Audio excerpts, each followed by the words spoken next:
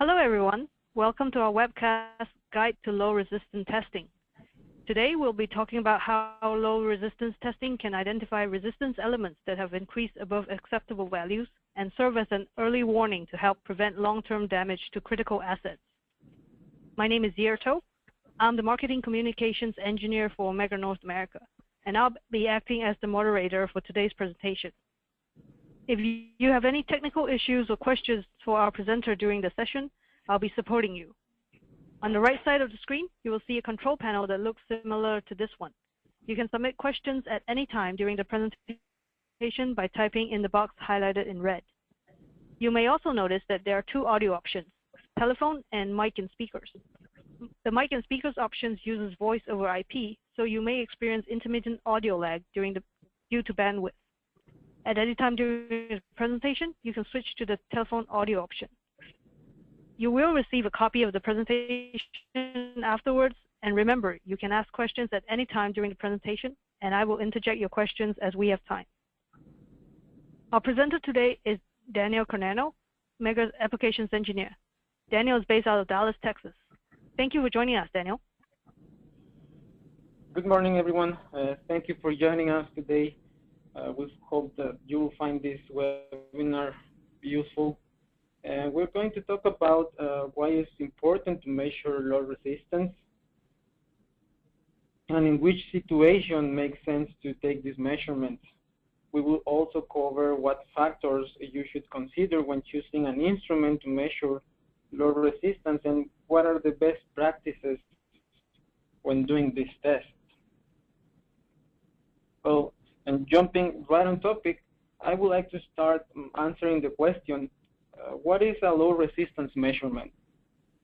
Whenever we are measuring resistance values below 1 ohm, we consider those as low resistance, and we should be aware that at those very low levels, we're going to face a few challenges, like the influence of the test lead resistance.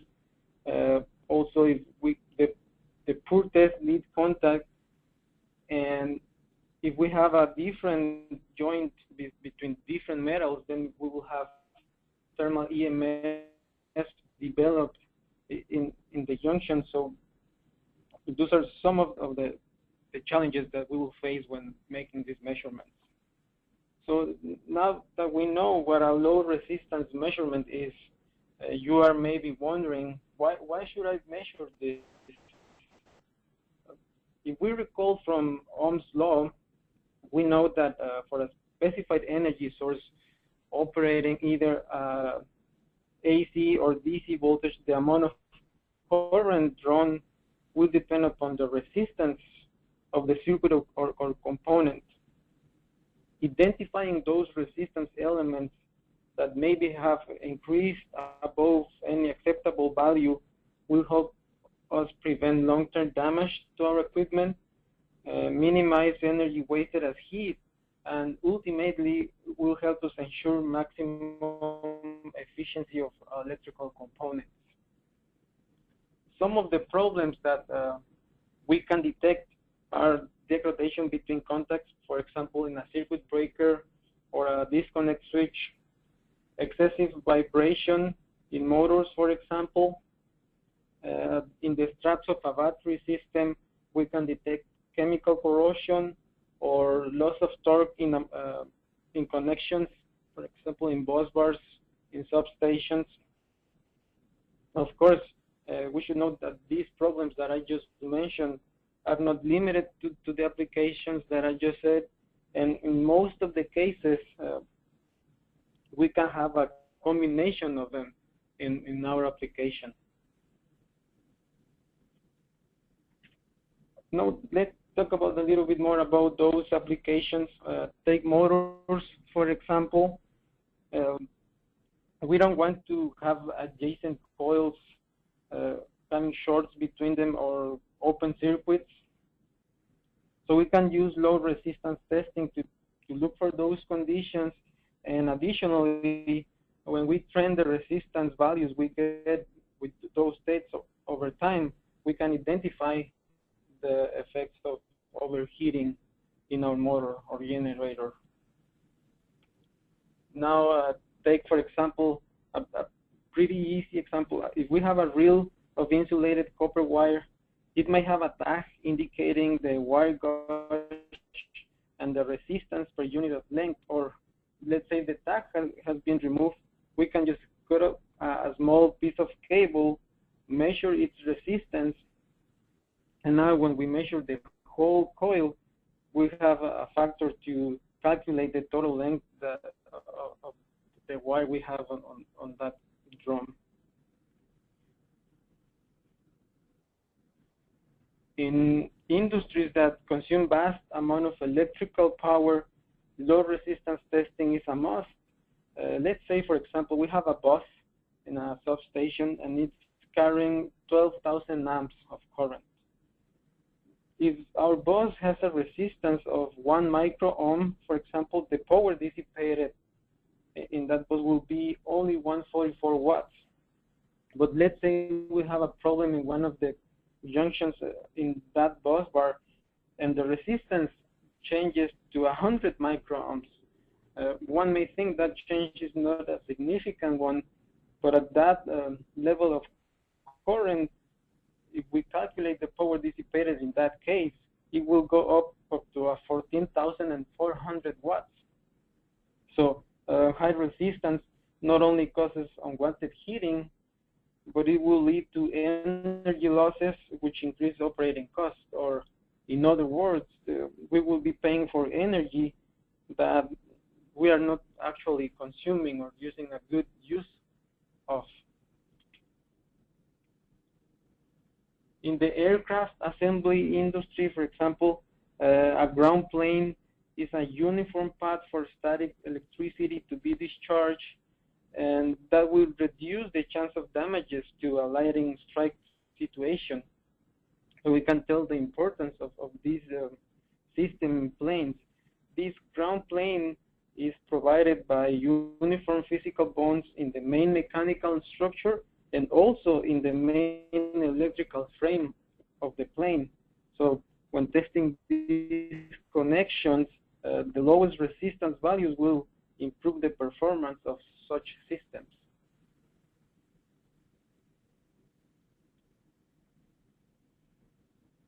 Now, take a different example, the railway system. The bonds between the rails are part of the control system that tells the operator the location of different trains.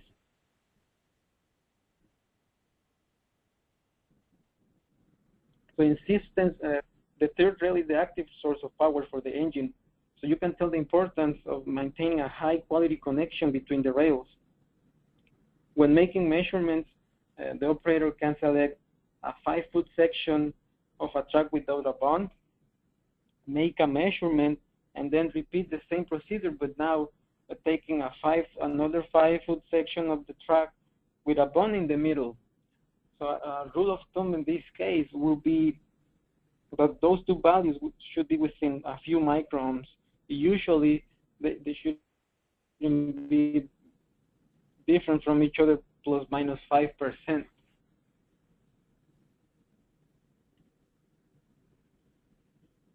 Now think of any metal joint that has to be welded.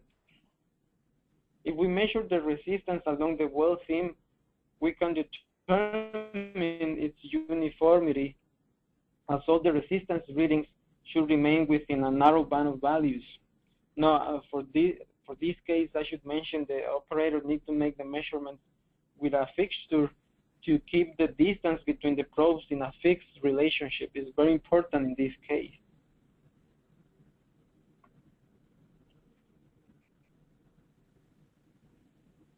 Now, for example, this is a very interesting application on battery systems, on UPS systems. The battery cells are linked to each other with conductor bars called straps.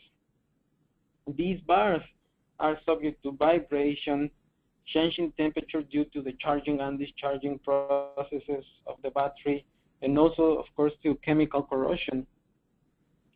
If only one of those straps in the system fails, then our whole bank will fail. So it's really, really important to to prevent those conditions to happen, to be sure that we have a nice, healthy systems, and that those connections are quality connections, and the best and quickest way to assess that is measuring the resistance between the adjacent posts of battery terminals.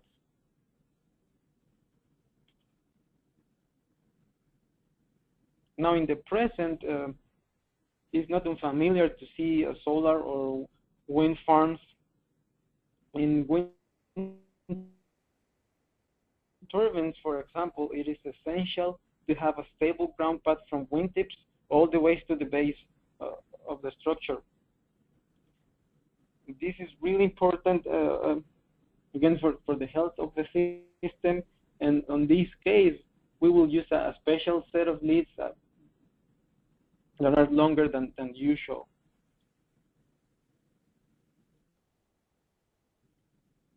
So now that we have a better idea of the wide range of applications for low resistance testing, I think it makes sense for us to ask, how do I choose the right instrument for my specific application?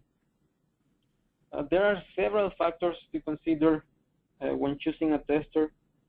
We can pin them down asking ourselves a few simple questions. The first one would be, what are the resistance values that I expect to measure? Let's say if I want to measure the windings resistance of transformers, for example, I know I will have readings in the range of milliohms, but what if I want to measure the resistance of circuit breakers contacts? Then I know I will have readings in the range of microohms. So it is important to know what I'm going to be testing in order to select the right range of my instrument. This factor is closely related to resolution, which will define the sensitivity of my measurements. And if I want to trend my results, then I will want my instrument to be to have a good resolution, so I can do my trending in the correct way. The resolution also will play a big role on repeatability, which is also, of course, needed for trending my measurements. Now, the accuracy of my tester, it's important, of course, to have the right readings when I'm testing. And on this case, our instrument will have two different statements on the instrument. The ones that will state its accuracy in the percentage of the range, and the ones that will state the accuracy in the percentage of the reading. On this case, make sure you pay attention on this factor, and you should prefer the instrument that will state the accuracy in the percentage of the reading, and not the ones stating the accuracy in the percentage of the range, as those will be less accurate.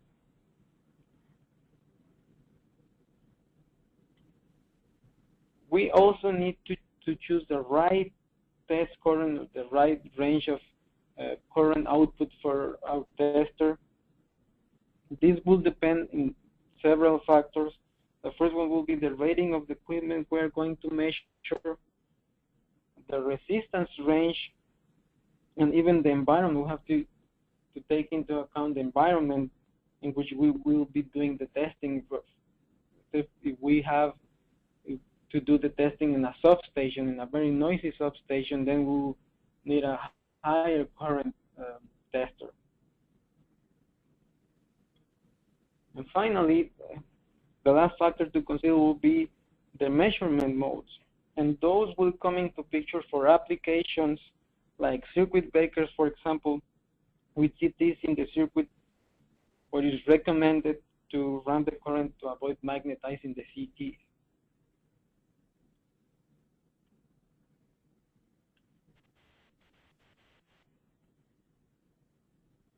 So even though when all that I just said sounds a little bit overwhelming, there are some common applications for for example, 10 amps micro-ohmmeters, which are really common in the industry. This is again a common range that is used for several applications, like the one showed here in this slide. For example, the shaft connections in battery systems, quality control and resistive components, and general conductor bondings.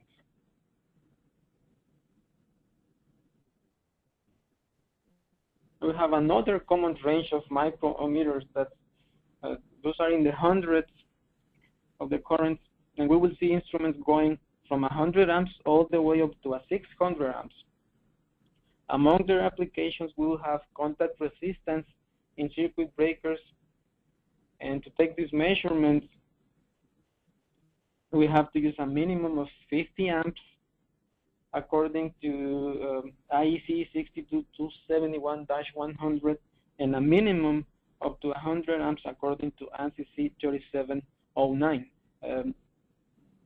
Again, those current values are the minimum values, and we can go up to the rated current of the circuit breaker.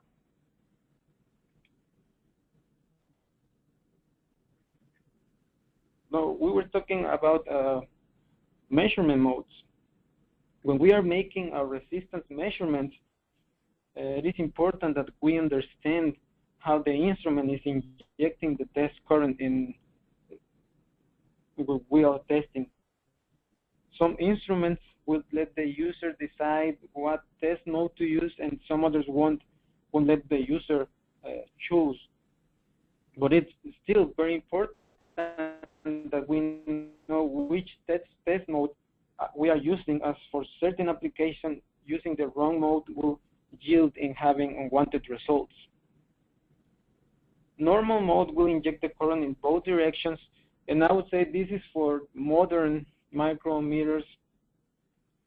As in the past, the instruments will inject the current in only one direction. But again, in the modern meters, the normal mode will inject the current in both directions only for a given period of time. It will take those two readings, and it will take the average and show that to the user. The automatic mode is used in conjunction with spring-loaded leads that will sense a closed loop to automatically take the reading, and this mode also will inject the current in both directions, and it is particularly useful when making multiple quick measurements, like when testing strap resistance in a battery system. The continuous mode will apply the current in one direction only until the operator manually stops the test, or the instrument will sense that the circuit is broken. This is useful, for example, when testing temperature rise in a motor, and we will need to take measurements for several minutes continuously. The unidirectional mode will apply the current in one direction only, as the name implies, and it is used when testing inductive specimens like motors and transformers. The round mode is not very common to see on the instrument, but it is implemented for some special applications like circuit breakers with CTs involved in the circuit. And this mode, what it will do is it will ramp up the current slowly up to the configured value, hold that current for a given period of time to take the measurements, and slowly ramp down the current. This is done to avoid magnetizing the CTs in the circuit breaker and modify their performance when putting those back in service. And finally, we should be aware that there are some special applications for low resistance tests, like transformers. And this is very important to know that for a transformer, we will need a special instrument with enough power to magnetize the windings, and it also should be able to discharge those windings after finishing the test for safety concerns, and also that instrument should be able to demagnetize the transformer when finishing all the testing, and that is to avoid leaving the transformer with residual magnetism and avoid damage when putting the transformer back in service.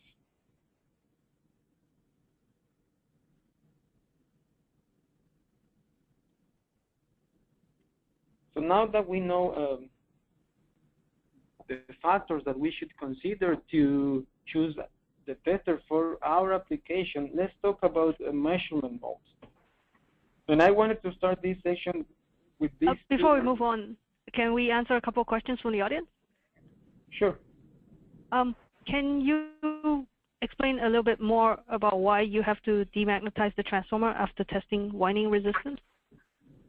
Oh, okay, good. That's a good question. Like I said, if we do the winding resistance on the transformer, and we know that we do that with DC current. So that will magnetize the core of the transformer. And if we don't demagnetize the transformer, then when we put it back in service, because of that residual magnetism, the first inrush current when we energize the transformer will be huge, and that of course will make us damage to the core of the transformer. And in a busbar system, how can you figure out the range that you need? Is there any formula to use? I'm not sure I understand the question.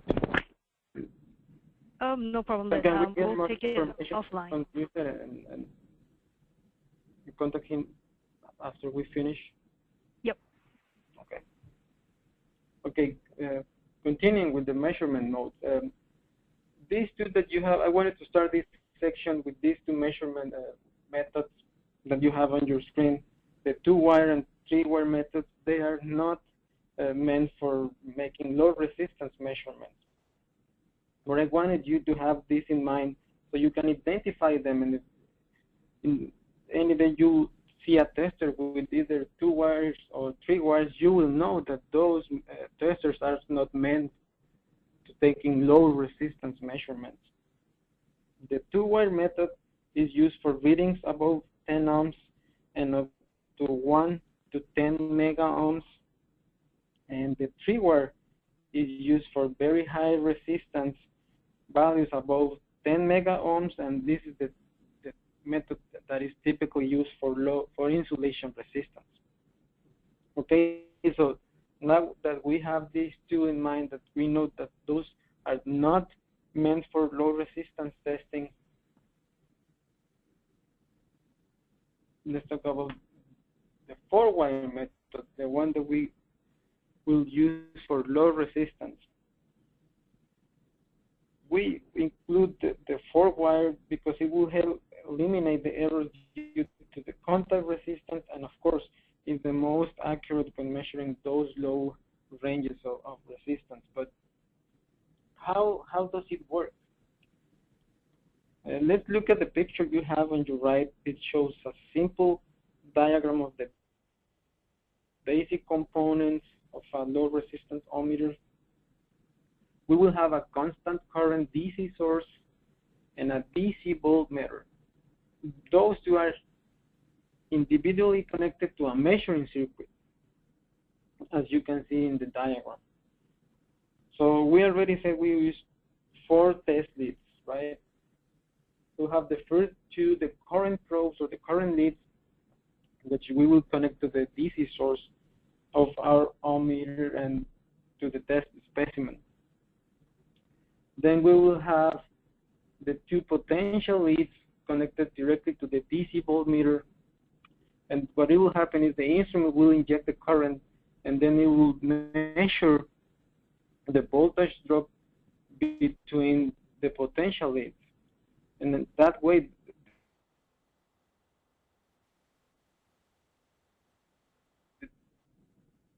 the ohmmeter will know in the circuit.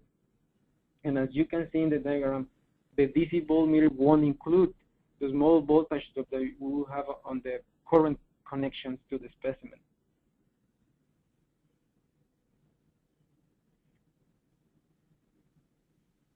Another important consideration is being aware of if our application should be tested using either direct current or alternate current. If we use DC, we will be measuring the pure resistive component of the circuit under test. This type of instrument is the one used in most of the low resistance applications, except the ones where we need to measure the impedance of the circuit. So in that case, an AC instrument should be used to include both the resistance and the reactance of the circuit. This type of AC test is used to measure the impedance of battery cells, for example.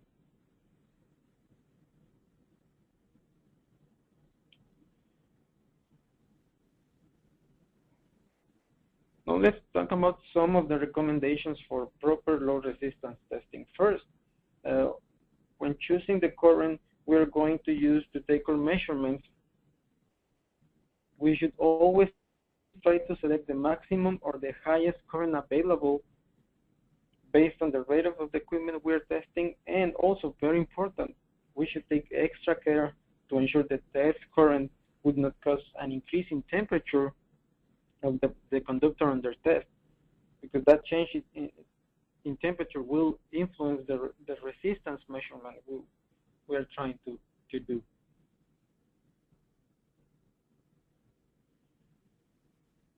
Now, another good testing practice is choosing the right test leads for our application.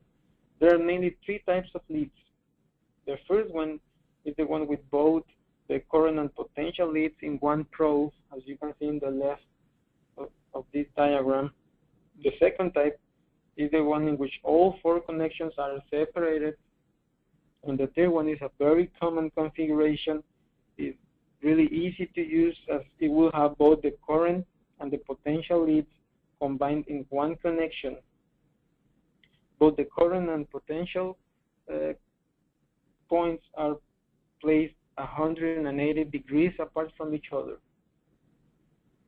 Here in this picture, you will see four of the most common test leads for micro-ohmmeters. The two in the bottom are commonly used for battery testing, and the ones in the top, both considered Kelvin type because they have both the potential and the current connections in one spot. And these are typically used for larger conductors, like, for example, in transformers and circuit breakers. Now, the Kelvin type leads are, like I said, really common in the industry, because another important consideration when we are making our measurements is how we place our leads when we connect those to the specimen we want to test. As you can see in this slide, we should either put the potential probe inside the current probe, or at least in line with the current probe, and never connecting the potential probe directly to the current lead, because that will include that small voltage drop on the connection between the current probe and the conductor we are testing.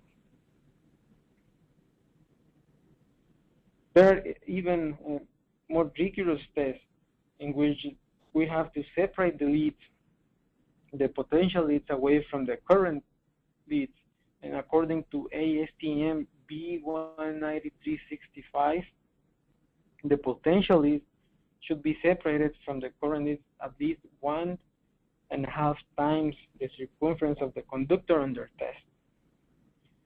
This is to make the measurements in the conductor zone that we will have the current flow uniformly distributed.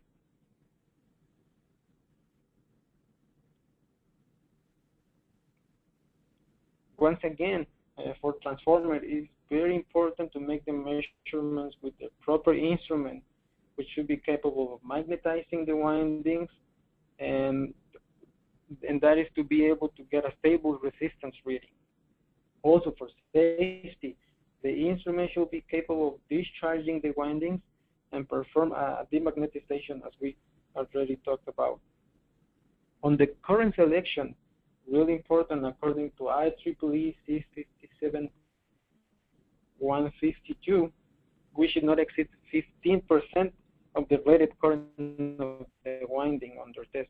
And again, that is to avoid heating of the conductor and changing the resistance of the winding. And finally, for the same reasons, the results should be corrected to a base temperature to be able to trend or compare to previous testing. For circuit breakers, the current selection should be made according to either IEC 62271-100 or NCC 3709. And that is for the IEC standard, they recommend a minimum of 50 amps all the way up to the rated current of the breaker, or a minimum 100 amps according to ANSI C37.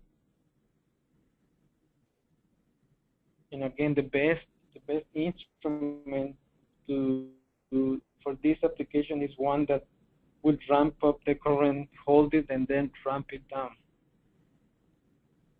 For batteries, I will mention that this is the only application in which is allowed to take the measurements on a live or hot circuit on an energized circuit. It's just that the operator should be aware of the flow current of the system.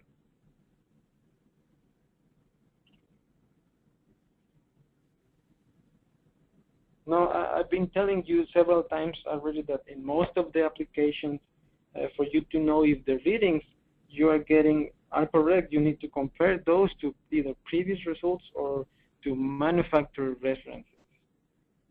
But what if you don't have those? Then in some cases, you can calculate the expected resistance value of a conductor if you know its resistivity.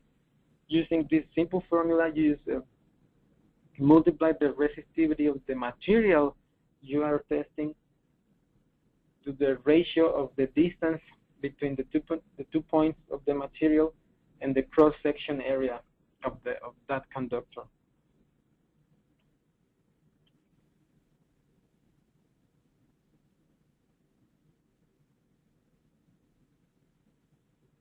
And now I want to make a big emphasis on this consideration. The effects of temperature. All of our resistance readings are highly temperature dependent. As you can see in this graph, if you look at the copper curve, for example, you will see that the resistance will change about 40% for 100 degrees change in temperature. The recommendation is either measure the resistance at the same temperature of our reference values, or correct those measurements to a base temperature. When testing in the field, it is actually impractical to try to measure the resistance at the same temperature of our reference values. So what we will do is take the measurements at any temperature, but take note of that temperature and then use this formula on your screen to correct those values to a base temperature. In this formula, the R2 is the measured resistance, the T2 is the temperature at which you measure the resistance values, and T1 is the temperature at which you want to correct the values. Then A is the temperature coefficient, and that is dependent on the material of the conductor you are testing. In most of the electrical application, of course, we use either aluminum or copper. For the aluminum, you have a coefficient of 0.0038 per each degree C, and for copper it will be 0.00393.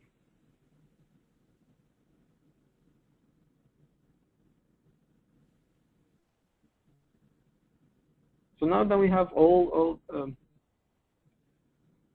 the considerations for choosing the instrument and for making our measurements, I want to briefly talk about the maker offering for low resistance testing. We have several families, starting with the 10 amp, and we'll have 3 instruments on this one: the DLRO 10 and 10X, which will be capable of measuring resistance values between 100 microohms and 10 ohms.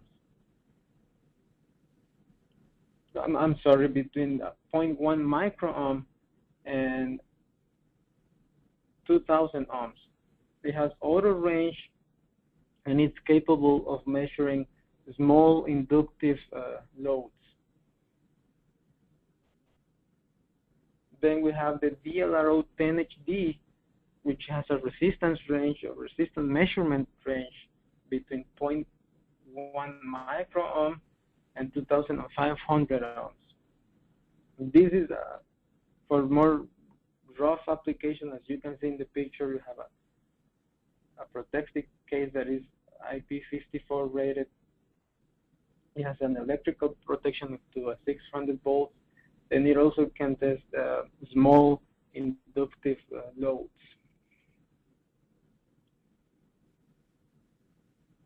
And then we have this guy, which is you don't have a scale, a proper scale, but as you can see in this slide, this is a handheld unit. It's a pretty small, very light unit. It's capable of putting out up to 240 amps.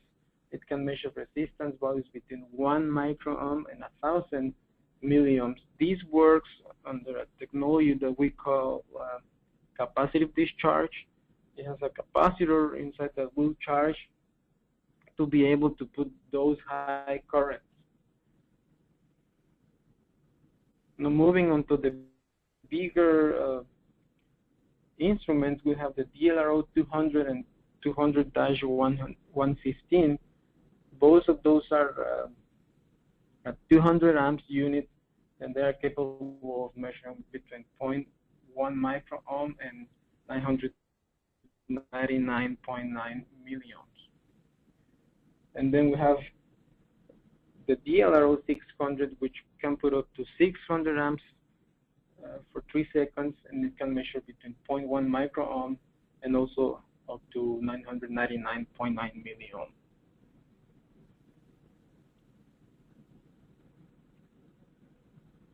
And then we have the Milner 200 and 600. Of course, 200 amps for the 200 and 600 amps DC.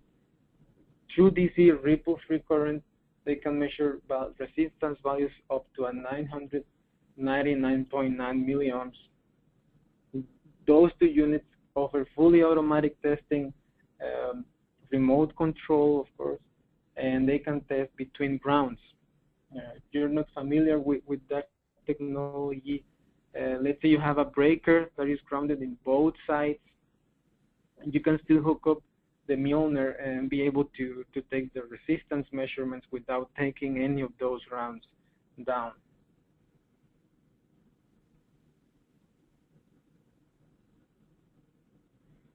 And then we have the MOM 600 and 200.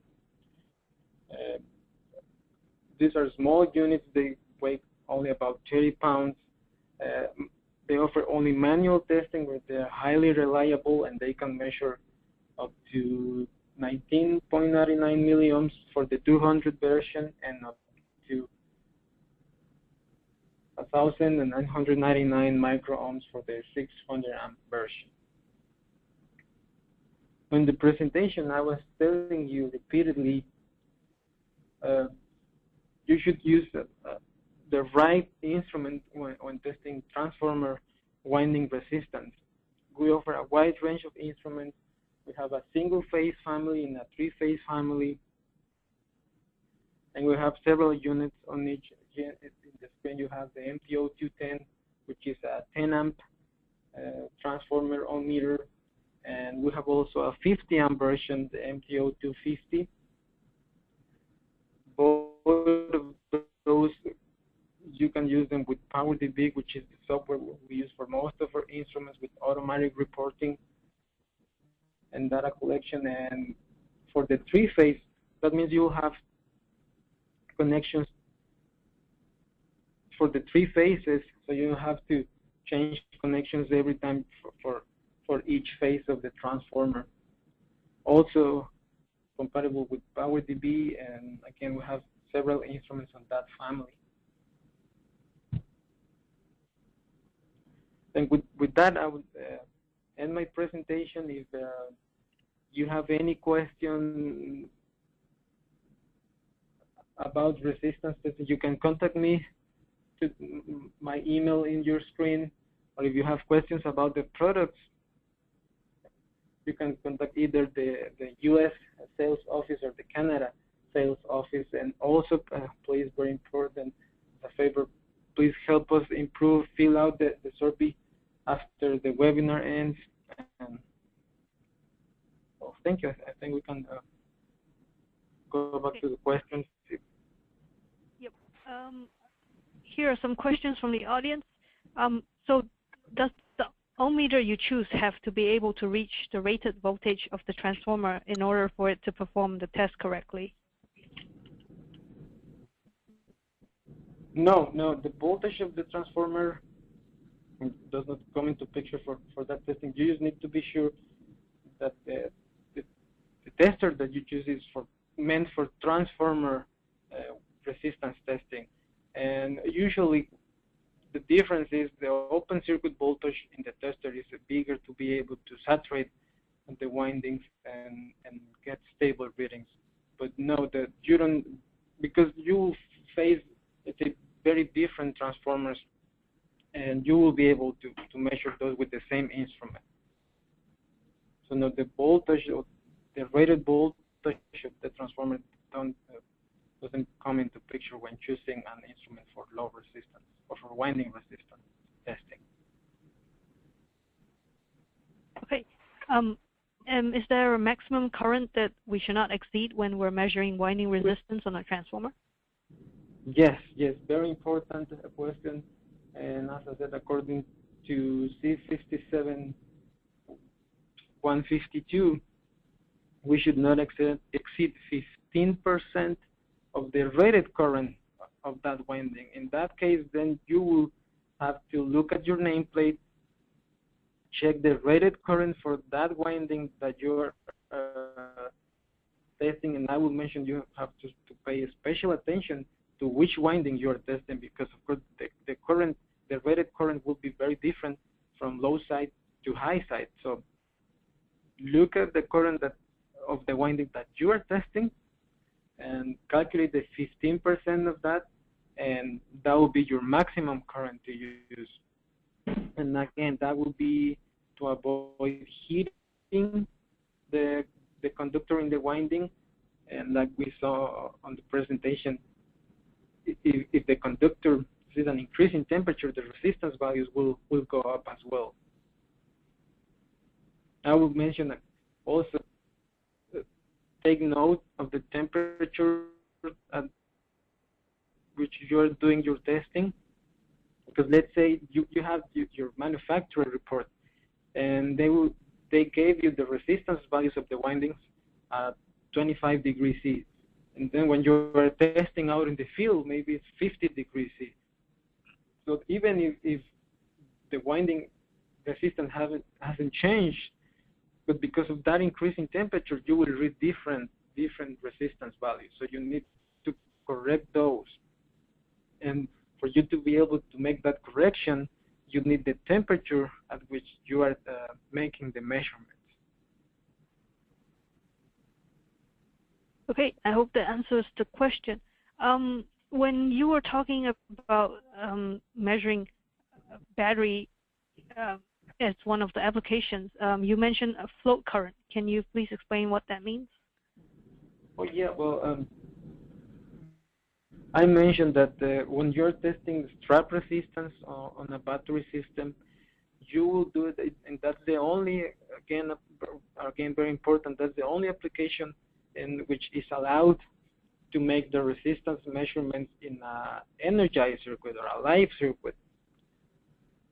So because the circuit is energized, you have the charger connected to the battery. And you would do this measurement when the battery is fully charged. And for the battery to be kept in a fully charged condition, the charger has to maintain the battery system at a float voltage. And that float voltage is the voltage needed, again, to maintain the battery in a charged condition. So because of that float voltage that the charger is applying, you'll have a small current flowing in the system to maintain the battery in a charged condition to compensate for the self-discharging of the batteries. So that is the float current, and you should take that into account when measuring the resistance. And again, as for transformers, the batteries resistance measurement are done with special instruments meant specifically for battery testing, and usually you will have, I would say, help from the instrument to measure that float current. And also in modern equipment, once you measure that float current, you actually do that at the very beginning of the test. The instrument will take that into account automatically.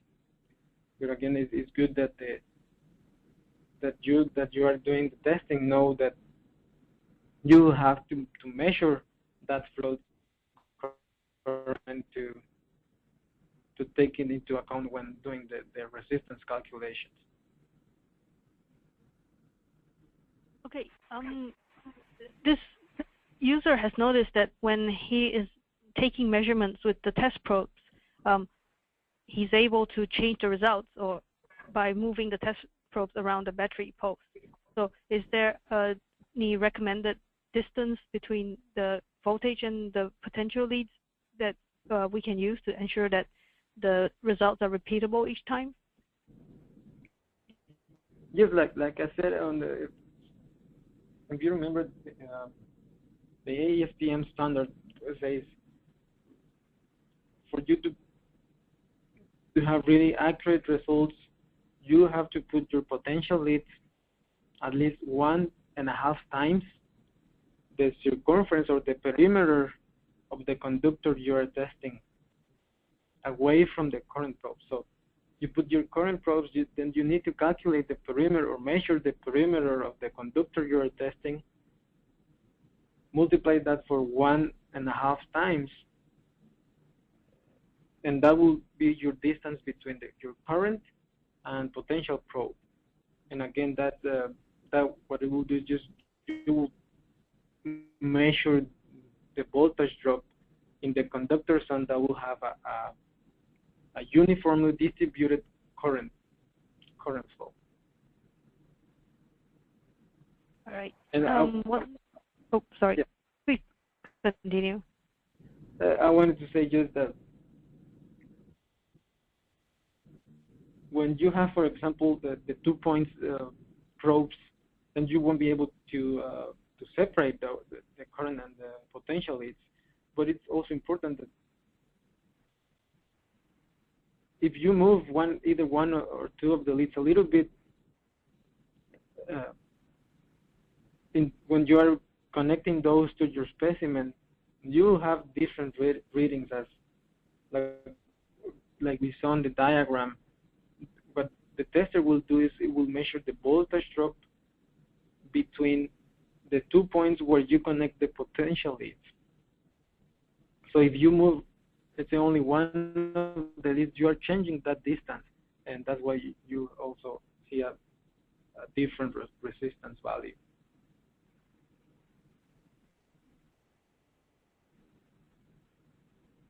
Okay, I think that's all of our questions for the day. I think a lot of the questions I'm getting are really product specific and which one to choose. So I think we'll take this offline with individual users. So again, like Daniel said, when we close this webinar, we will have a survey pop up, and please help us improve the webinar series by filling up the survey. So thank you, Daniel, for presenting today, and have a good weekend, everyone.